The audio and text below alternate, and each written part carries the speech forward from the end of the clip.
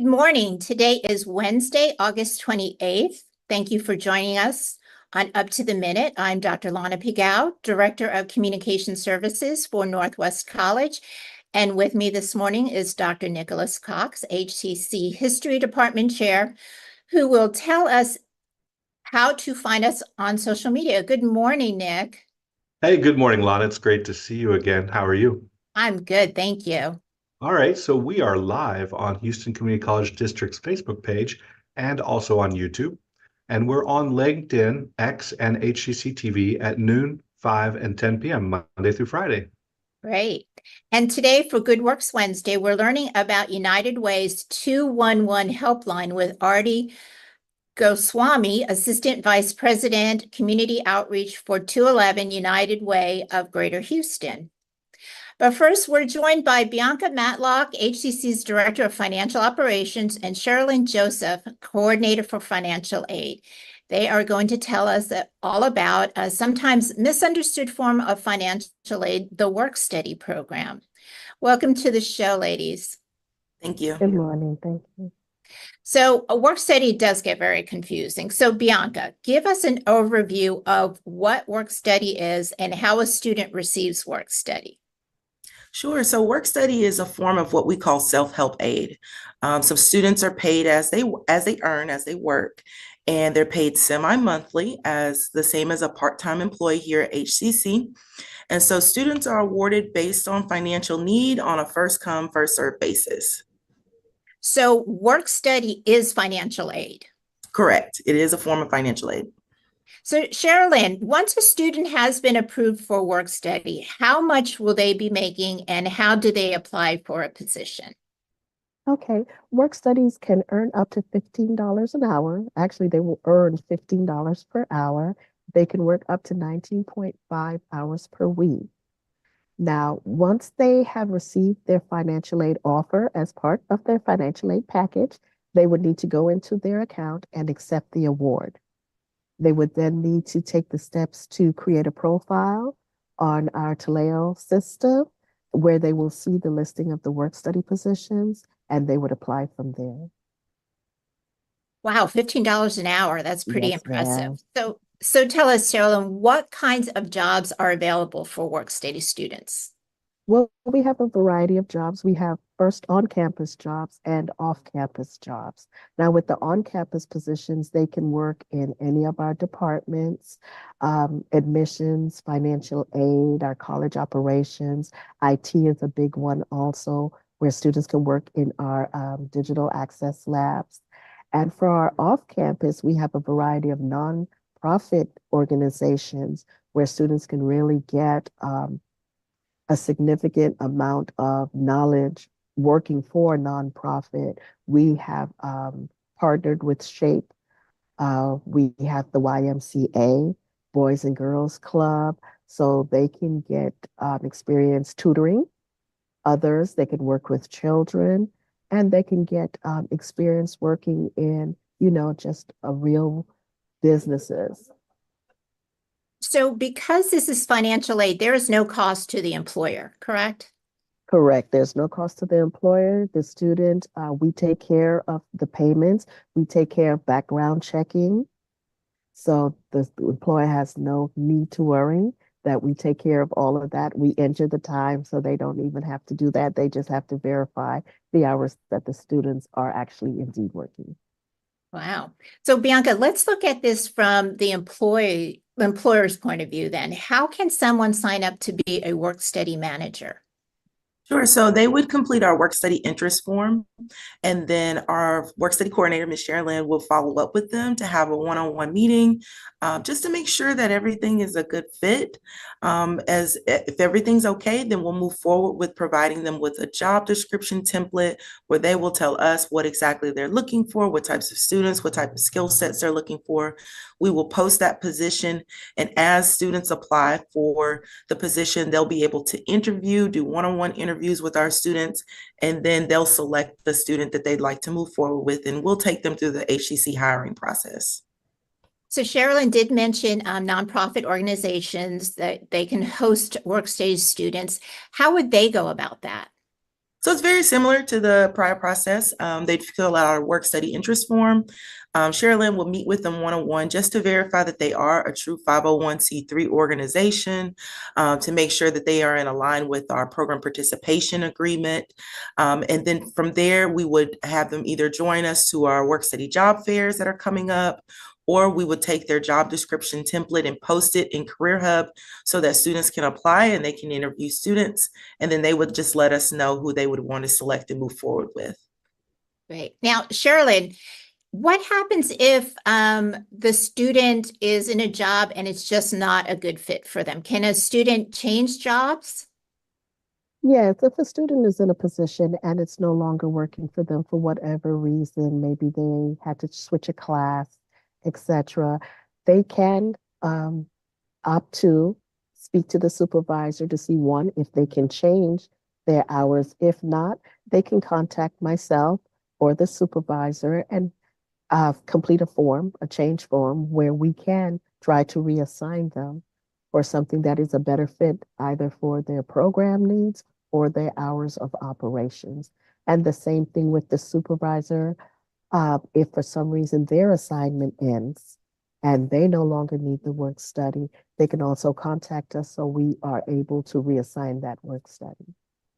Now, you made a good point that sometimes a job may not work for a student's schedule.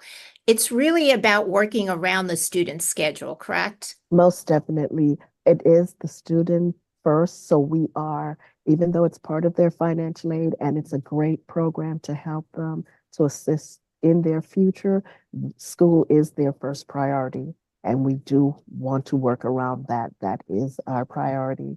It's an assistance, it's a self-help, but school is the priority, and we do work around their schedules.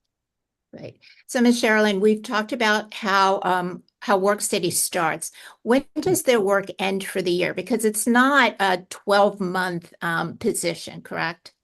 No, it's not. It's semester by semester. So the fall semester, the spring semester, and for some students, they are allowed to work for the summer. So it is all dependent on what the students' actual work study offer is, how many of those hours they've worked. So if they have already met and extended, their offer, they would have to stop at that time. But some work study students, even though they can work up to 19.5 hours per week, some students don't. They may work 10 or 12, so they are able to work longer.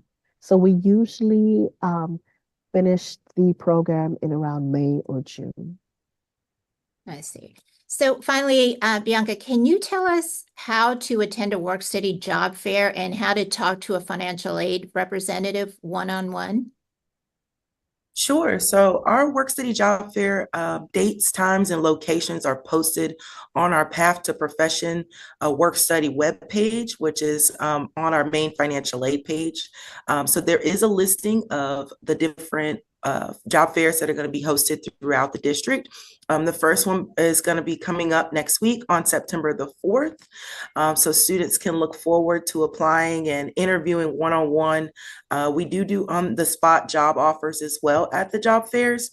Now, in between, if a student has a question or wants to inquire more about their particular campus, they can reach out to their campus coordinator, which would be the financial aid manager on the campus.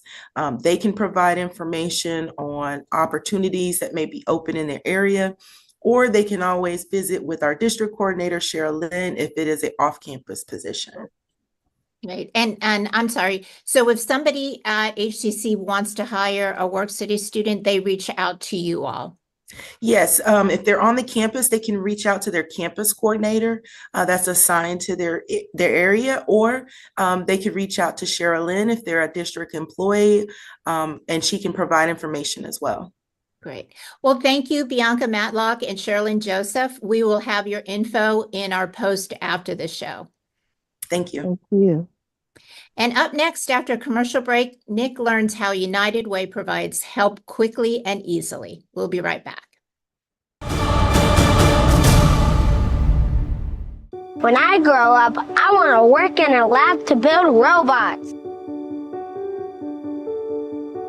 From classroom to career, we're with you every step. Register for real-world education at hccs.edu. That one day at PE when they were like yelling at me, and then you just linked arms with me. I don't think you know how much like that helped me. I finally like knew that I had somebody.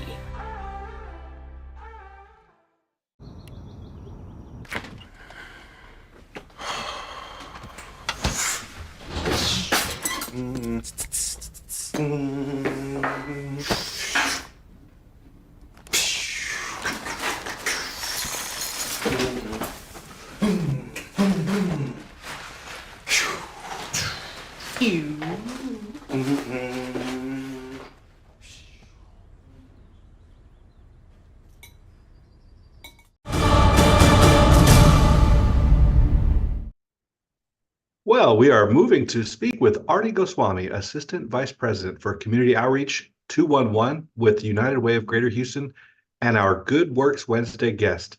Aarti, welcome back to the show. Thank you so much. Thanks for having me.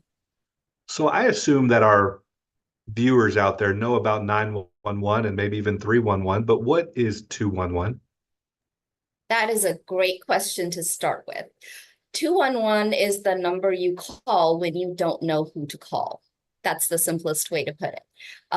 211 Texas United Way Helpline, it's a free confidential helpline that's operated by the United Way of Greater Houston, and it connects those in need with help 24/7, 365 days a year.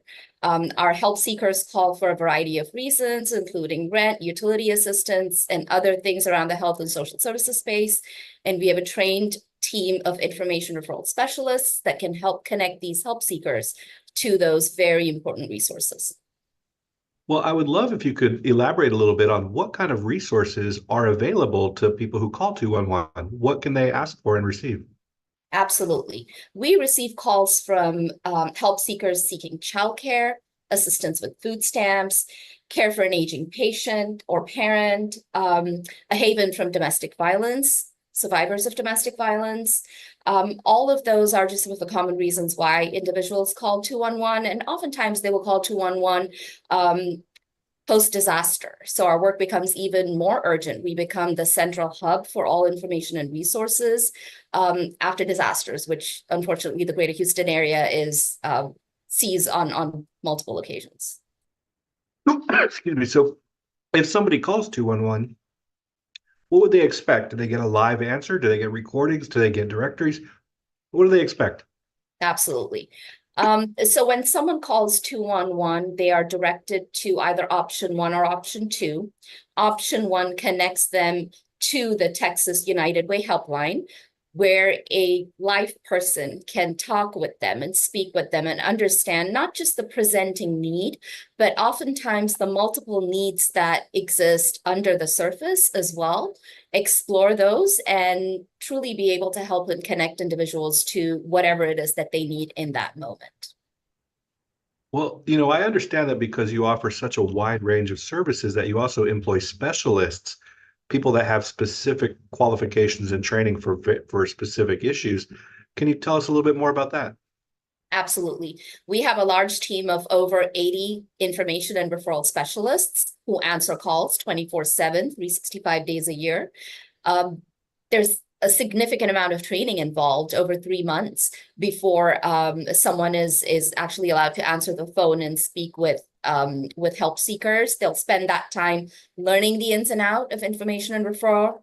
They will spend that time truly understanding our centralized resource database, which contains over 11,000 resources. It's important that these specialists are able to search the database quickly and appropriately and make those referrals. Additionally, our information referral specialists will spend time shadowing and listening in on calls, because we get such a variety of calls, to ensure that they are best prepared to answer the most wide range and variety of incoming calls. Now, do you guys have special resources, particularly for veterans or for seniors or other groups? Absolutely, we do. So we have trained 211 military specialists who can guide returning veterans and their families towards those appropriate resources. We also have specially trained information referral specialists who can guide individuals and help seekers and families seeking financial stability. So we do have those special needs addressed. Absolutely. So I did want to sort of follow up on that. At a college here, a lot of our people might be interested in 211, might be students. Do you guys have things aimed at students or college age young people? We have resources that serve every demographic and every type of help seeker that is out there. For some of your young college students, a great way to get in touch with us, in addition to calling 211, is to actually reach us through our live chat option, or through email, or even through our website. Additionally, help seekers can actually search these resources through our live database online. And that's another great way to access these resources that are part of the centralized 211 database without necessarily calling 211 and getting in touch with an INR specialist. No, that's wonderful. And we'll definitely have information about that in our post notes, because as you probably know, a lot of young people don't want to talk on the phone, and having a chat or links or things like that might be wonderful. So you mentioned earlier that you guys are open 24/7, 365 days a week. Houston, as you said, has had several natural disasters. When those events happen, what can 211 do for someone that's sort of impacted by Hurricane Beryl or a flood? Absolutely. That's a great question. I'm glad you brought that up, because our regular work is 24/7, 365 days a year. But when there is a natural disaster, a disaster of any kind, our work becomes even more urgent. We become the central hub for information and referrals. Oftentimes, our elected officials, our government entities look to send out information regarding, I guess Beryl would be a great example, where we had power outages and people were looking for places to go charge their devices, for cooling centers where they can be in air conditioning for some time, water and ice distribution. We have an entire team of resource specialists who all day, every day, go out and seek out these resources in real time and update the database so we can get that information out there in real time. Sometimes there's single events, like a mass feeding event that people may want to access. So again, the best way to get that information is to call 211, because we have the most up-to-date information. We can make those up-to-date referrals. Additionally, we also co-locate our services on occasion when people are not able to call in. As we know, we had major cellular outages after Hurricane Beryl. So we co-located our services at the DRCs or some of the other centers that were set up across town, so that people could talk to our information referral specialists and get information directly from there at those locations. Well, one of the things I wanted to ask you was, does somebody need to be a Houston resident or in Houston to use 211? Or is it like 911, where it just gets routed to whatever local service is in their area? That's another great question. In the state of Texas, 211 is operated in the form of a public-private partnership between the Department of Health and Human Services and local either United Ways or other nonprofits. The United Way of Greater Houston's 211 helpline is one of 24 area information centers across the state, and we operate in the form of a coordinated network. So we access the same resource database. So anyone calling from anywhere can really get those resources. We also support each other. Post-Beryl, many of our staff members were impacted, and there was a short period of time where we were not fully functional because of outages. So at that time, we had other area information centers step in and help. Similarly, we have done that for others, but the training and the operation procedures remain the same across the network. We are the largest, and our regular area of service is 33 counties. However, because we are one of a handful that are 24/7, during holidays, evenings, and weekends, we actually serve 75% of the state of Texas. Oh, that's remarkable to hear that this one partnership does so much work, but also in an event like Beryl or Harvey, there are others out there that can step into the gap. Well, I have one last question for you here. If someone calls 211 and needs assistance, when they call, what should they be prepared what information should they share? What would you want to need to know to help them? So we are a confidential helpline. We collect minimal information when connecting help seekers to basic resources. What really helps us narrow down the resources that may be available for a specific help seeker is many of these resources are available by zip code.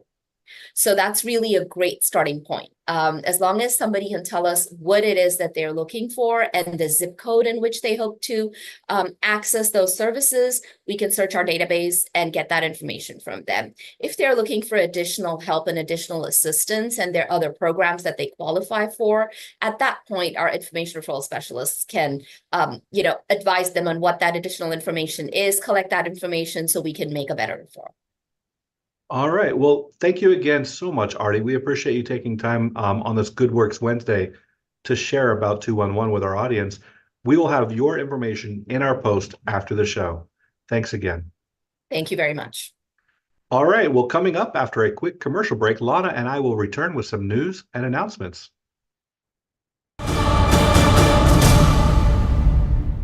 When I grow up, I want to work at a school so I can be a teacher.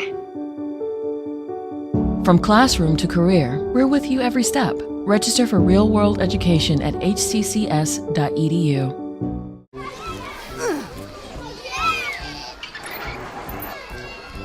If you love them enough to crawl into a play place to get them to come down, then surely you'll check nhtsa.gov/the right seat to make sure they're in the right car seat.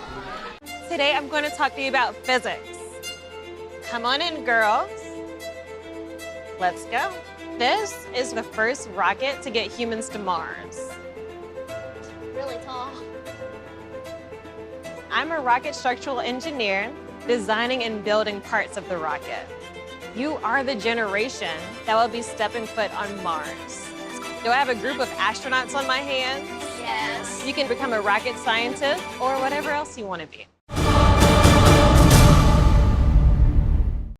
Well, now on to announcements. Take an intro to creative writing. Learn how to write stories, poems, and more. Help create the next issue of Vocable, HCC's Journal of Arts and Writing. Share your writing and get feedback. This hybrid class will meet once a week on Thursdays from 2 to 3:50 at the West Houston Institute on the Alief Hayes campus. See information in our post after the show. And Nick, we just learned about work study. Now we are offering financial coaching sessions. That's right. Financial coaching sessions are private and confidential, and they can help students understand budgeting, how to assess their financial aid packages and their refunds, or reduce their student loan debt. They may also help students navigate loan repayment and learn about emergency funding to help students stay on track and stay in school. Check our post after the show for more information. Yeah, and learn to speak Portuguese, one of 4 Romance languages. You can discover the vibrant cultures of Portugal, Brazil, Angola, Mozambique, and other Portuguese-speaking countries with our new Portuguese language course at HCC. Use Portuguese to connect to local communities in Houston and expand your network to prepare yourself for travel to Portuguese-speaking countries. And start your journey here at HCC. You can see our post after the show for details. All right. Well, faculty out there and staff, Talent Engagement is holding a Lunch and Learn webinar for HCC faculty and staff, so you can learn about the results of the recent market compensation and classification study and Talent Engagement's next steps in the implementation. This will be on Thursday, August 29th at 11:30 a.m. We'll have a link to register in our post after the show. And fall registration continues. Registration for the fall semester is now open with second start and smaller semesters offered in a variety of programs. HCC's courses are offered in a range of modalities, including online anytime, online on a schedule, hybrid, both face-to-face and partially virtually, in-person and hybrid labs. To learn more about HCC programs, start dates, and options to cover cost, go to hccs.edu/apply. Well, we just want to remind all of the up-to-the-minute viewers out there that because HCC will be closed on Labor Day on Monday, September 2nd, there will be no new episode. Instead, you can see a best of up to the minute that day on HCCTV. We'll return on Tuesday, September 3rd. Yes, and coming up tomorrow, we'll wrap up our semester kickoff discussions with our college presidents. Joining us tomorrow is Dr. Jerome Drain, president of the online college. And for Thursday, Family Fun Day, we'll get a full fall preview on all the events coming up at the Lone Star Flight Museum. Nick, thank you for joining me today, and thank all of you for joining us, and we will see you next time. Thank you.